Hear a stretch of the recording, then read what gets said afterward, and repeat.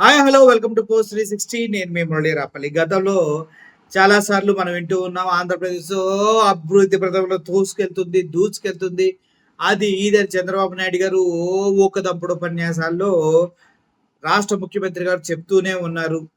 కానీ వాస్తవానికి వస్తే జిఎస్టీ 0% ఏమీ లేదు. అన్ని రాష్ట్రాలతో పోల్చుకుంటే ఆంధ్రప్రదేశ్ అట్టడుగు స్థాయిలో జిఎస్టీ కలెక్షన్స్ లో ఉంది. అంటే ఆంధ్రప్రదేశ్ ప్రజల దగ్గర డబ్బులు లేవు, కొనుగోలు శక్తి లేదు. సో తద్వారా జిఎస్టీ అనేది దారుణంగా పడిపోయింది. ఇంకా నిజం చెప్పాలంటే అమరావతిని నిర్మించడానికి కోట్ల రూపాయలు అప్పుగా తీసుకుంటున్నారు. ఇదంతా బూడిదలో పోసిన పన్నీర్ అంటూ అనేక మంది చెప్తూ ఉన్నారు. రాష్ట్ర రాజధాని నిర్మించవలసిన బాధ్యత సెంట్రల్ గవర్నమెంట్ అది మనం మర్చిపోయి మనం భిక్షగాళ్ళుగా రోజు మాకు రాజధాని నిర్మించడానికి డబ్బులు ఇవ్వండి బాబోయ్ అని గొంతెత్తి బెగ్గర్స్ లా అడుక్కుంటూ ఉన్నాం. ఇదేందో కూడా నాకు అర్థం కావట్లేదు. అయితే ఇప్పుడు అమరావతి పైన సర్వే చేస్తూ అమరావతిలో ఇన్ఫ్రాస్ట్రక్చర్ ని నిర్మించడానికి వచ్చినటువంటి ఒక సంస్థ అధినేత అమరావతిలో ఉన్నటువంటి సిఆర్డిఏ పైన తీవ్రమైన వ్యాఖ్యలు చేయడం జరిగింది. దానికన్నా బీహార్ నయం అంటూ కితాబ్ ఇవ్వడం జరిగింది, సర్టిఫికేట్ ఇచ్చారు. బీహార్ నయం రా నాయన, ఈ ఆంధ్రప్రదేశ్ ఇంత చండాలకు ఉన్నారు, సిఆర్డిఏ అని ఒకటి ఉంది, ఎందుకు రాదుంది అంటూ ఆయన మాట్లాడటం జరిగింది. ఇది వాస్తవంగా నేను చాలా కామిక్ వేలో మీకు ప్రజెంట్ చేయడానికి చూస్తున్నప్పటికీ కూడా సీరియస్ గా చెప్పాలంటే ఆంధ్రప్రదేశ్ కంటే బీహార్ చాలా బెటర్ అంట. బా, ఈ స్టేట్మెంట్ విన్న తర్వాత ప్రజలకి ఎప్పుడు తెలుస్తుందిరా నాయన ఈ విషయం? మసిపూసి మారేడికాయ చేసి మాయ చేసి మభ్యపెట్టి మిమ్మల్ని పడుకోబెట్టి వెనక నుంచి నాకెందుకులే వెనక నుంచి ఏం చేస్తున్నారని అంటూ ఆంధ్రప్రదేశ్ కంటే బీహార్ చాలా బెటర్. మాకి చైర్మన్ కుమిహికో అనే వ్యక్తి చెప్పడం జరిగింది. అది ఎప్పుడు ఆయన ఏప్రిల్లోనే చెప్పాడు, గత 2017లోనే.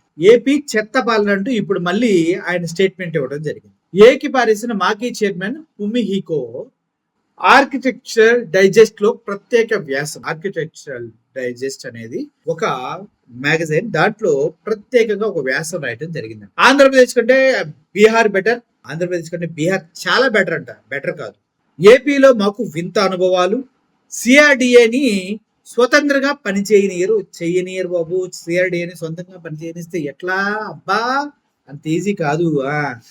దాని నుంచి దాన్ని అడ్డంగా పెట్టుకుని ప్రజల భూములు మొత్తం దొబ్బేసి, ప్రజలకి తెలియకుండా ప్రజల భూములు ప్రజలకే అద్దెకిచ్చి, ప్రజల దగ్గర నుంచి సర్వ భూములు లాగేసుకొని ఏదో సిఆర్డిఏలో మీకు అంత వస్తుంది ఇంత వస్తుంది మాయ చేసి సిఆర్డిఏ పెట్టి లోన్లు తీసుకొచ్చి, ఎంత చంద్రబాబు నాయుడు గారు సృష్టించినటువంటి ఒక మాయా ప్రపంచం.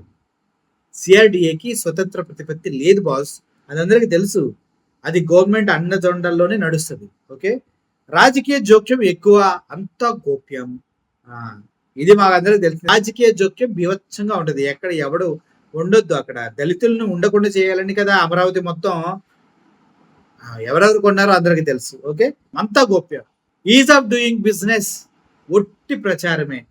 ఈజ్ ఆఫ్ డూయింగ్ బిజినెస్ అనేది ఒట్టి ప్రచారమే. మీరు రండి, బిజినెస్ చేసుకోండి, మీకు కావాలంటే మీ కంపెనీల కోసం మీ స్థలాలు ఇస్తాం, మీరు ఇక్కడ బిజినెస్ ఎస్టాబ్లిష్ చేయండి, రెంట్ తీసుకోండి, రెంట్ ఇవ్వండి, ఎవరైతే భూ యజమానులు ఉన్నారో వాళ్ళకి ఇంత డబ్బు ఇవ్వండి అంటూ ఇది ఈజ్ ఆఫ్ డూయింగ్ బిజినెస్, చాలా ఈజీగా చేసుకోవచ్చు అని మాటలో చెప్పి ఇలా కళ్ళబుల్లి కబుర్లు చెప్పి కమామి షోలు చేస్తూ ఉంటారు. అదంతా కళ్ళబుల్లి మాట్లాడుతూ చెప్పడం జరిగింది. లోపాయికారి ఒప్పందం ప్రకారమే అక్కడ ఎంపికలు. ఎవడెక్కువ డబ్బులు ఇస్తాడు, ఎవడు ఎంత మాట్లాడతాడు, నువ్వు ఎలా ఏం చేసుకో, మాకు అనవసరం. 1 కిలోమీటర్ రోడ్డు వేయడానికి 53 కోట్లు అమరావతిలో. అంటే మీకు అర్థమవుతుంది కదా, ఎవడు ఎక్కువ డబ్బులు కమిషన్ ఇస్తాడంటే వాడు నువ్వు ఎన్ని కోట్లు అనేవి చెప్పేసుకో. 1 కిలోమీటర్ రోడ్డుకి 53 కోట్లు అంటే మాకు పెద్ద మ్యాటర్ కాదు, అందులో సగం మాకు ఇచ్చేయి. ఎందుకంటే 1 కిలోమీటర్ రోడ్లు వేయడానికి, హైవే వేయడానికే అయ్యే ఖర్చు 23 కోట్లు అంట. ఏంటి 1 కిలోమీటర్ 6 వే వేయడానికి?